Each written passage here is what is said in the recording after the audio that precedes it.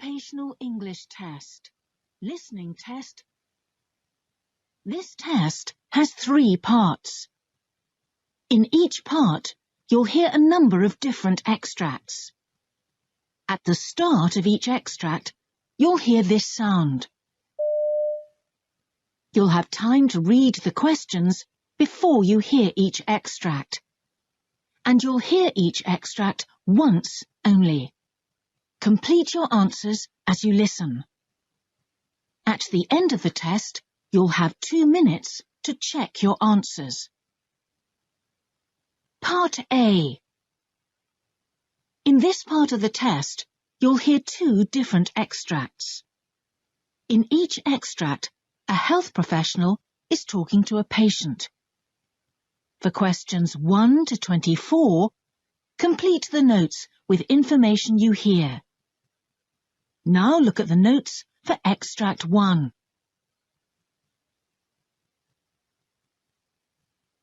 Extract 1, questions 1 to 12. You hear a sleep specialist talking to a new patient called Georgia Douglas. For questions 1 to 12, complete the notes with a word or short phrase. You now have 30 seconds to look at the notes.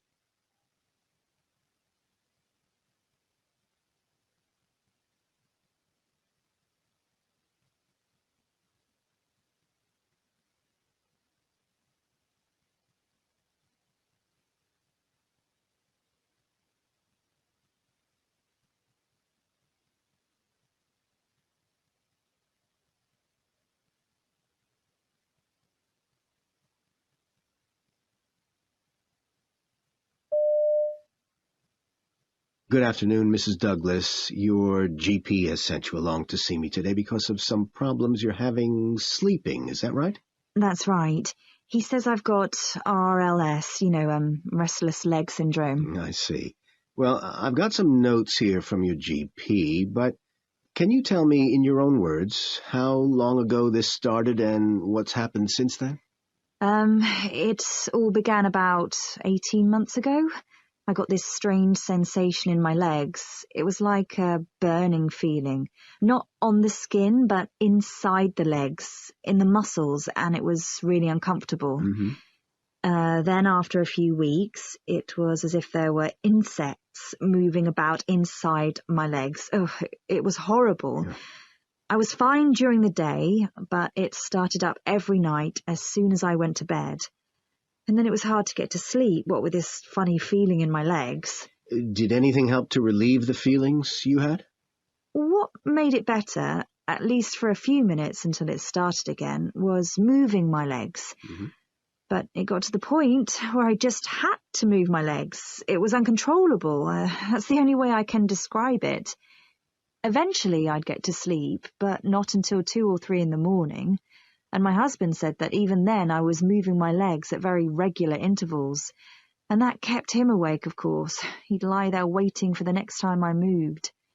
It got us both down, and I was more and more tired. And colleagues noticed that I was sleepy at my desk. I'm an accountant. One day I even nodded off in a meeting. Someone had to nudge me to wake me up. It was very embarrassing. So eventually I just had to go to the GP, who said it was RSL. Right. And did your GP give you any advice on what to do? Well, he said to try to keep cool at night and use light cotton sheets rather than heavy blankets or a duvet. I'm not sure that has made much difference, though, because I certainly can't sleep if I get cold. The other thing he mentioned was doing some massage. I mean, I do it myself, and it does help to reduce the feelings. I do that before I go to bed each evening, but I can't do it whilst I'm asleep. Oh, and I've been relying more and more on black coffee and energy drinks during the day to help me stay awake, and he said to cut back on anything containing caffeine if I wanted to get a good night's rest. But then he also did a blood test for iron deficiency, because he was talking about putting me on tablets for that. But the blood test was fine, so that's not the cause of all this. I see. And how is your health, generally? Fine. I don't smoke, and I'm not overweight or anything. No. At some times of year I use antihistamines because I get bad hay fever. It's the pollen, you know. My GP asked me if anyone in the family had ever had the same problems, but I don't remember anything like that at all. Although I mentioned that my father had type 2 diabetes, and he did say that there's sometimes a link there, but he checked and I'm not diabetic. So what are you hoping that I can do for you? Well, that you'll be able to suggest something to help, because I'm just feeling so tired all the time, and my husband's fed up with it all. I mean, perhaps I need to take sleeping tablets. Also, I saw online that there's a place called a sleep clinic you can go to just overnight, and they look at your sleep patterns to see what's going on. When I mentioned that to my GP, that's when he suggested I come to see you.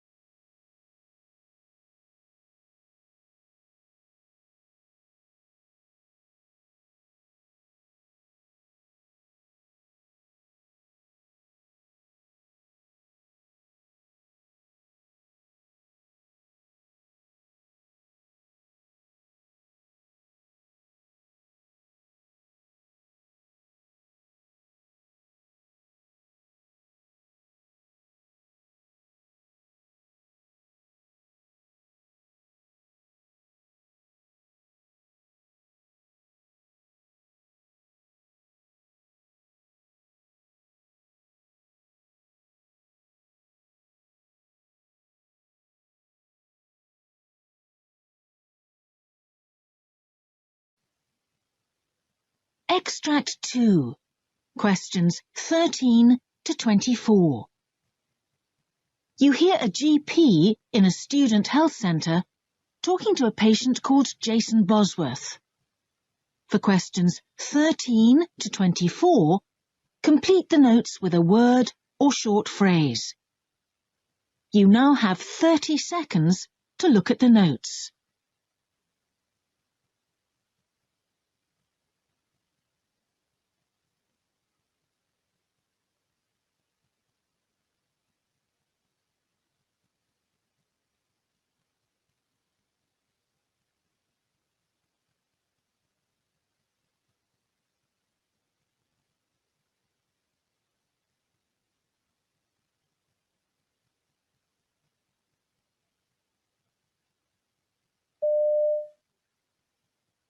So, Jason, how can I help you today?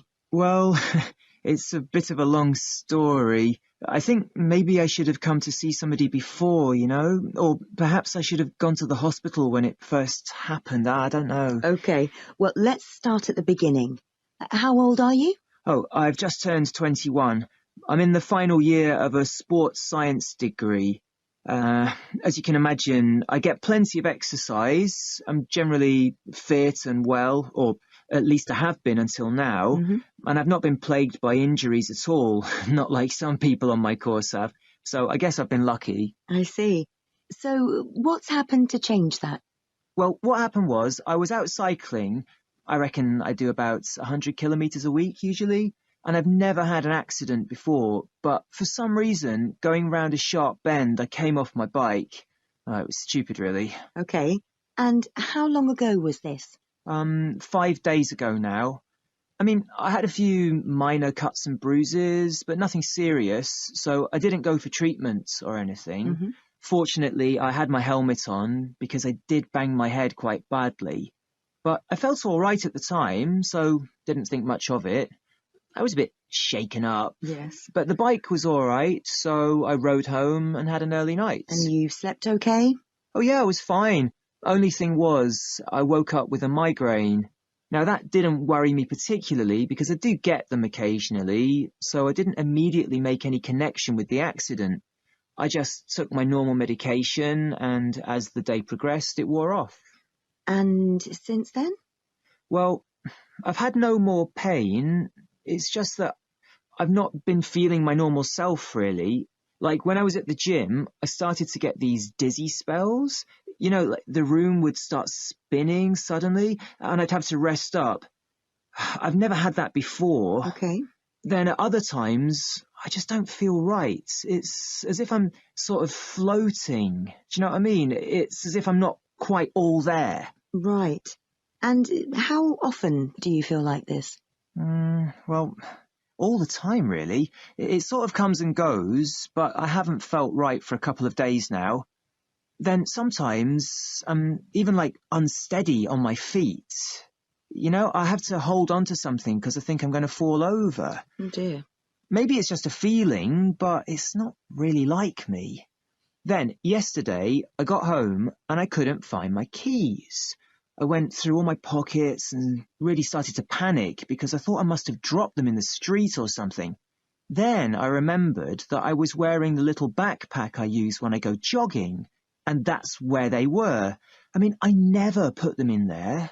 I had no memory of doing that whatsoever. It was weird. Okay. And has anyone else noticed a change in you at all? Yeah, I went out for dinner because it was my friend's birthday. We went to this really lively restaurant in town, and the noise started to get to me. You know, it was just people talking and laughing and stuff, but I couldn't wait to get out of there. It wasn't really a great night, and afterwards, my girlfriend told me I'd been irritable for a couple of days, which isn't like me, so that's when I thought I'd better come and see somebody. Sure. And another reason is that I've got exams coming up, and I'm finding it really hard to concentrate. I've got a lot to do, so I need to knuckle down. And is there anything else worrying you? Anything else on your mind? There is another thing, actually. I've got a really big rugby match coming up. I'm in the college team, and it's the regional final. I really want to be fit enough for that, but I'm wondering if I'm well enough to play. Okay, I'm beginning to get an idea of why you're concerned. What I'd like to do next is to run some tests.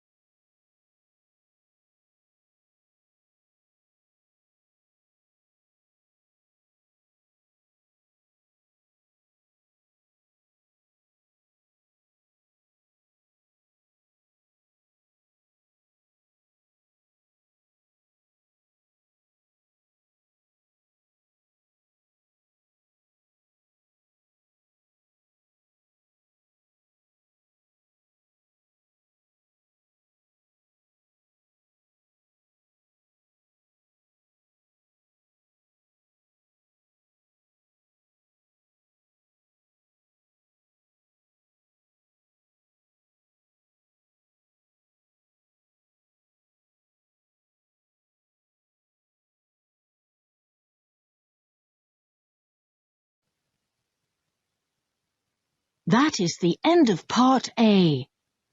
Now look at Part B.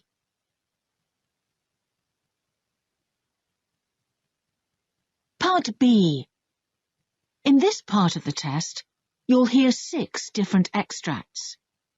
In each extract, you'll hear people talking in a different healthcare setting. For questions 25 to 30, choose the answer A, B or C, which fits best, according to what you hear. You'll have time to read each question before you listen. Complete your answers as you listen. Now look at question 25. You hear a nurse briefing a colleague about a patient. Now read the question.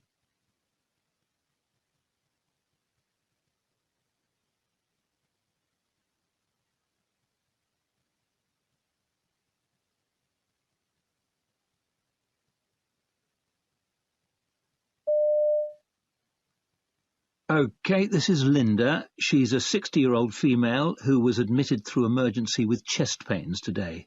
She's abnormal ECG with a negative troponin so far, and she's reporting a 5 for her pain. That's down from 8 on admission.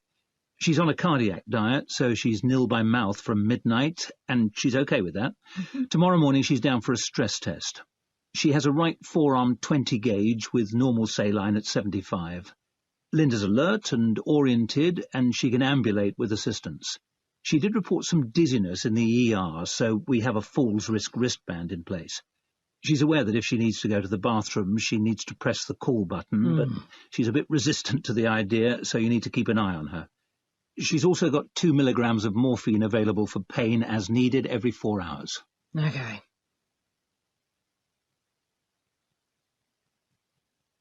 Question 26. You hear a GP talking to a patient who has acne. Now read the question.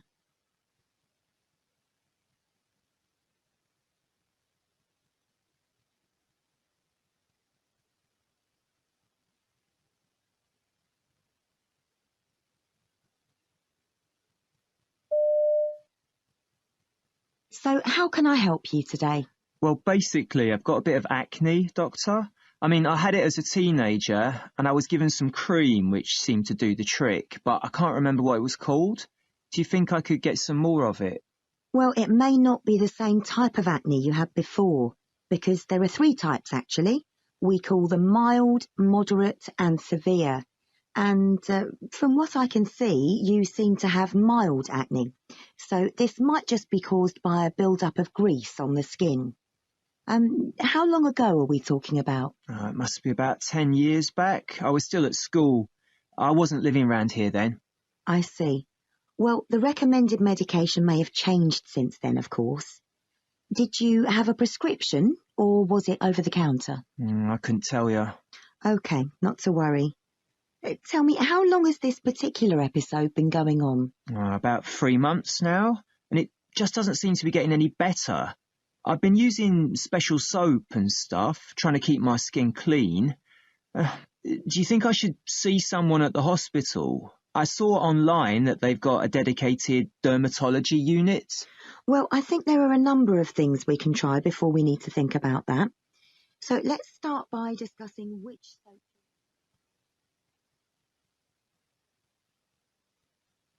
Question 27. You hear a surgeon briefing his team before an operation. Now read the question.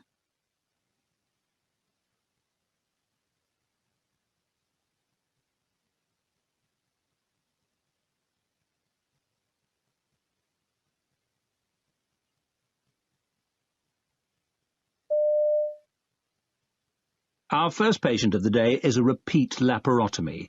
He's got an unexpected finding after surgery for an appendix abscess. He's got a tumour at the base of the cecum. So he's going to need a bit more of a detailed laparotomy and resection. I suspect we're going to have to convert to open surgery sooner rather than later. I wouldn't open a lot of laparostic instruments at this stage, though. We'll just see how it looks. It's a couple of months since he had his original surgery. So just an entry port and one other? Yes, that's right.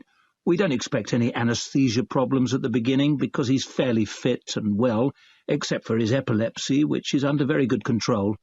His BMI is also 35, but it shouldn't affect us. We don't need the obesity bed for him.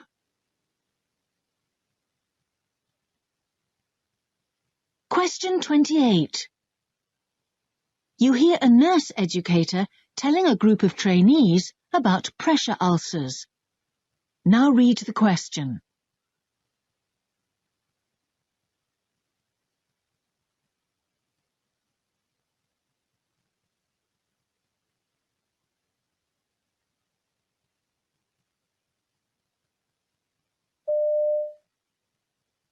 As we saw last week, adult hospitalized patients are given the Norton scale to establish the risk of pressure ulcers. If, when applying the scale, the score is 5 to 10 points, that is, elevated risk, a blue sticker should be placed on the bedhead in order to inform and alert the patient, family members, and the interdisciplinary team of this risk.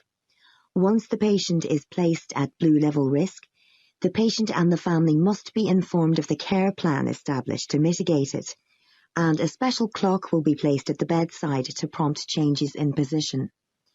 In the case of pediatric patients, however, the scale isn't applied, but this is to do with the limitations of the scale rather than the absence of risk. Neonates and pediatric patients hospitalized in critical areas, as well as children with limited mobility due to neurological disorders, and of course those who rely on orthopedic devices such as splints, casts, etc., are all considered at high risk.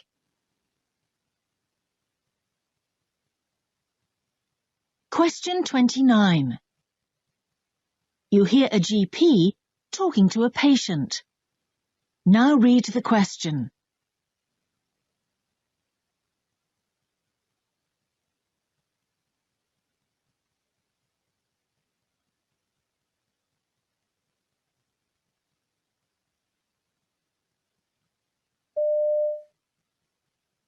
So, how can I help you today? Well, what's happened is my brother's just been told that he's got this condition where there's too much iron in his blood. I can't remember the name, but it was hemo something. Hemochromatosis? Yeah, that sounds right. I mean, he's having treatment and he's going to be okay, but apparently what the specialist told him is that this can be passed on in the genes. So if he's got it, then there's every likelihood I've got it too, that I should have a blood test, because if it's not treated, it can lead to other things, even if you've had no symptoms yet. I see. And did your brother tell you anything else? Yeah, he said it wasn't the full condition because of another thing. He read out a string of numbers and another long name. Oh, yes, I know what that might be. Okay, well, let me explain a bit about this condition and then we can decide what we need to do.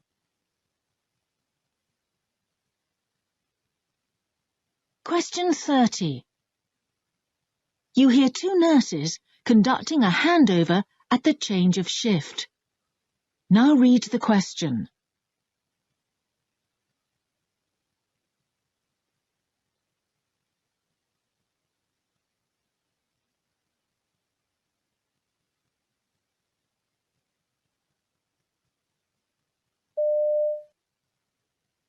Next, we have Mrs. Floyd, who's sleeping at the moment. Okay. She's a 60-year-old who was admitted as an emergency overnight with a suspected bowel obstruction. She has a history of bowel cancer, resected 5 years ago. Okay. The doctors are looking into whether there might be adhesions or a stricture at the operation site. Obviously, she's concerned that the cancer may have returned, and her daughter's coming in later to speak to the doctor. That's all set up. I see. Meanwhile, her temperature is 37.8, pulse is 80 beats per minute, and respiration 25 breaths a minute. Mm-hmm. Blood pressure is 150/90. She has a nasogastric tube on low-pressure suction to manage nausea and vomiting, and intravenous normal saline at 125 millilitres an hour. Okay. The next bag needs to have potassium chloride added. See the orders for that. Okay. Her skin's quite dry but intact, and you'll need to consider mouth care.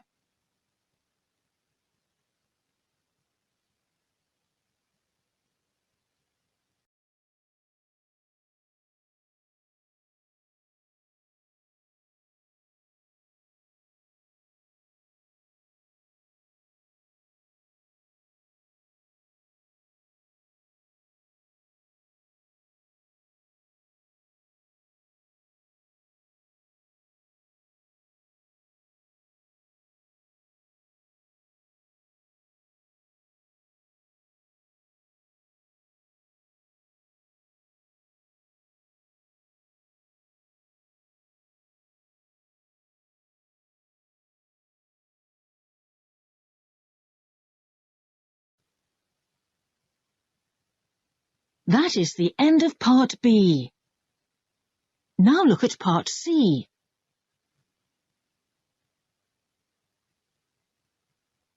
Part C.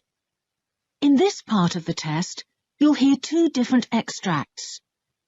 In each extract, you'll hear health professionals talking about aspects of their work. For questions 31 to 42, choose the answer A, B or C which fits best, according to what you hear. Complete your answers as you listen. Now look at Extract 1. Extract 1, questions 31 to 36. You hear an interview with a scrub nurse called Joanna Swan. You now have 90 seconds to read questions 31 to 36.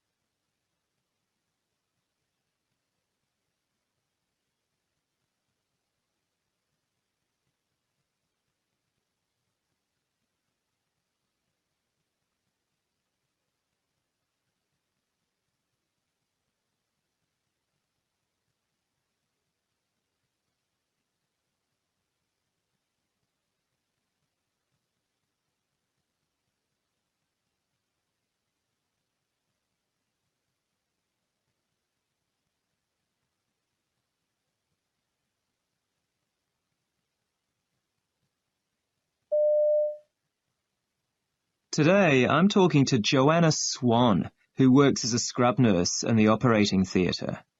Joanna, firstly, remind us what a scrub nurse is exactly and where the name comes from. Sure. Well, perioperative nurse is the correct term, of course, but basically we're all familiar with the notion of scrubbing in. You know, you've seen surgeons doing it. It's not just washing your hands, it's doing that very thorough cleaning to ensure you're completely sterile before you go anywhere near the patient or the surgical instruments. Mm-hmm. But the name scrub nurse doesn't quite capture the full role. I mean, basically, your job's to prepare the operating room for surgery. You lay out the instruments, hand them to the surgeon when asked, and you're also responsible for monitoring the patient. So you're like the bridge between the surgical team and everyone else who's supporting the patient. So how did you first get into this type of nursing? I remember one of my most formative experiences as a student nurse was shadowing a perioperative nurse in theatre. I had to scrub up too, and I was expected to lend a hand because they didn't want somebody just standing around in the way. It was all new to me, and I was worried how I'd react. I was fine around blood, but I'd never seen a wound being created before. It was a 30-minute hernia op, so nothing special, but it left a deep impression on me. Then later, when I'd reached the stage in my career where I was up for a challenge, that image came back to me. And what sort of background do you need to go into this kind of nursing? Well, you can do specialist courses, but I think what's crucial is having a fair amount of nursing experience, particularly in critical care settings. That was true of me, and there's really no substitute for that. To be honest, the job wouldn't suit everybody. The hours can be gruelling, and the work's very demanding. You can't just pop out to the bathroom or have a snack when you feel like it. And you're stuck in a small room with some quite strong personalities who are also under pressure. So it's a very intense environment, but also a very rewarding one. And what skills does it call for? Well, basically every second counts. You've got to be very efficient and able to think ahead and get things organised. You know, what needs doing immediately, what can wait a few moments, what you need to do now because you might not get the chance later, and so on. I mean, that's the kind of thing you can train somebody for up to a point. But to do it well, you've got to be in the mindset to start with. Attention to detail is crucial. If that's not how you are, then you're not going to be right for the job. You have to be there mentally 100% as well as physically. And I guess the idea of the team is really important in theatre. Indeed. It's got to be part of the system. I mean, especially when you're on call, you never know who you're going to be working with. For an operating theatre to run smoothly, there's got to be clear communication and coordination between everyone concerned, because it's the collaboration within the team that keeps patients alive. In my hospital, to promote team spirit, we set great store by meetings. The preoperative briefing, of course, but also meetings to discuss issues and generate new ideas. As a nurse, it's great to feel that your voice counts, and that's not always the case in medicine. So for me, that's a big plus. We also take opportunities to debrief staff after difficult events. I mean, that's crucial too. And what about the interactions with the patients? Well, some people have the idea that in the operating theatre you're going to be having just mechanistic interventions on patients who are in no position to respond or interact with the nurse, that you're just providing support to the surgeon and the anaesthetist. But these days, theatre nurses are required to have a holistic, patient-centred approach to care, and this extends beyond the period of the patient's actual surgical experience. Preoperative visitings become the norm, so that patients see a familiar face when they come in for treatment, and this can really reduce stress levels on the day for the patient. For me, this is a really positive development, and I'm always keen to take on that role.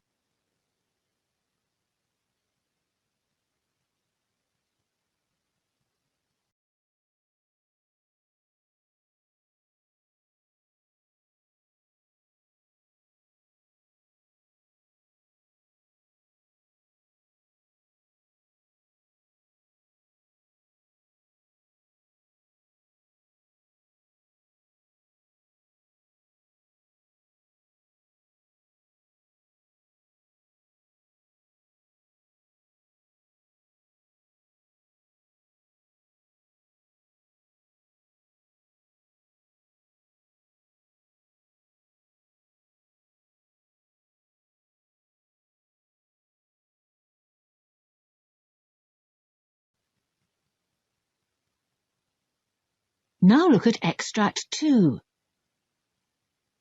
Extract 2, questions 37 to 42.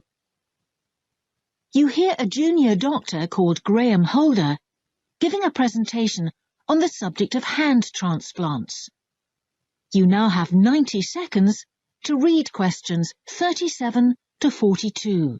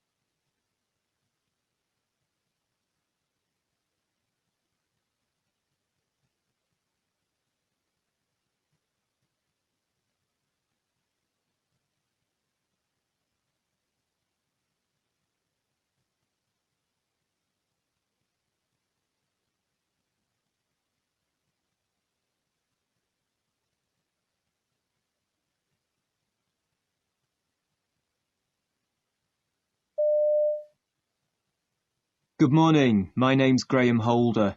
I'm a junior doctor here at the hospital.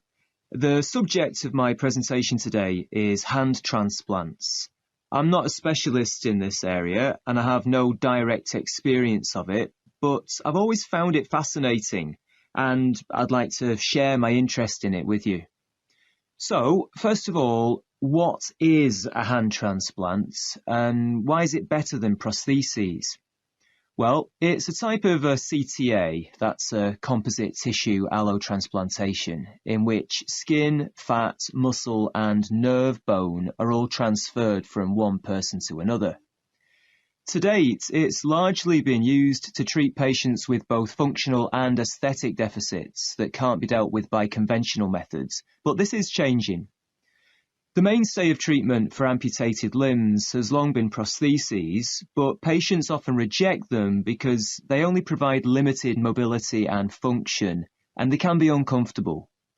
In theory at least, transplanting a complete part should give much better results than even the most advanced prosthetic technology. So, more and more upper limb transplants are being performed around the world every year, and this is largely thanks to new and more powerful immune suppressive drugs. The strategies in use have been derived from the experience of transplanting organs, especially kidneys, and this has also informed the choice of drugs. Slightly higher amounts of immune suppression are used with a potent induction, followed by a low-dose maintenance regime. This regime can be supplemented by short courses of intensive therapy to overcome any episode of acute rejection. The survival rate of both patients and grafts under this regimen outperforms that for all other transplants. That's actually pretty impressive. At least one episode of rejection is recorded in 90% of cases, however, despite the immune suppressive protocol, and this is much higher than with kidney transplants. One reason for this is that hand transplantation represents a visible graft. That means you can make an immediate diagnosis of rejection based on minor changes in skin appearance, even though this has to be confirmed by a biopsy. If patients adhere to the regime, however, rejection is generally reversible. One of the challenges of hand transplantation is to achieve the delicate balance that prevents rejection whilst at the same time protecting patients from the direct toxicity of the medicaments. But this seems to be working, and infection is actually the commonest complication. So, what happens during a hand transplant operation? It's a 6-hour procedure which involves 2 separate surgical teams, one removing the hand from the donor and the other working with the recipient. Bones are joined with titanium plates and screws. As with other bone grafts, they should eventually heal together, but the plates are left in to ensure stability. Surgeons then connect key muscles and tendons before tiny blood vessels are connected using surgical microscopes. 3 major nerves are then attached, followed by large and small veins. Once blood is circulating, the recipient begins to feel the new hand. A recent case attracted a lot of interest in the UK. It was a bilateral transplant for a man who'd lost both hands in an accident at work. Now, bilateral transplants aren't so uncommon, but what made the case particularly noteworthy was the fact that he still had both his thumbs, but not the rest of his hands. So it wasn't a transplant performed at the wrist, as is usually the case, but in the substance of both hands. Nonetheless, immediately afterwards, he managed to gain some movement in his donor hands and has since improved dramatically. Indeed, just 9 months after the procedure, he was able to write a thank you letter to the surgeon. His recovery experience mirrors that of most transplant patients. The incredible thing about him is the speed at which he's gained that functionality. So, what about donors? One of the challenges of hand transplantation is that the hands not only have to fit immunologically, they also have to look right because they're going to be on view, an issue that doesn't arise with internal organs. That makes the job of finding an appropriate donor even harder. In any case, because hand transplantation is rather unusual, people have been slow to donate, and there have been occasions when surgeons had to ask for a donation when somebody's offered other organs, but not specifically the hands, and that's a really difficult thing to negotiate with next of kin at the time of death. The hand transplant program is now established and it's becoming mature. It'd be nice to think that hand transplants could become as routine as kidney transplants. Setting up a donor network is the next goal.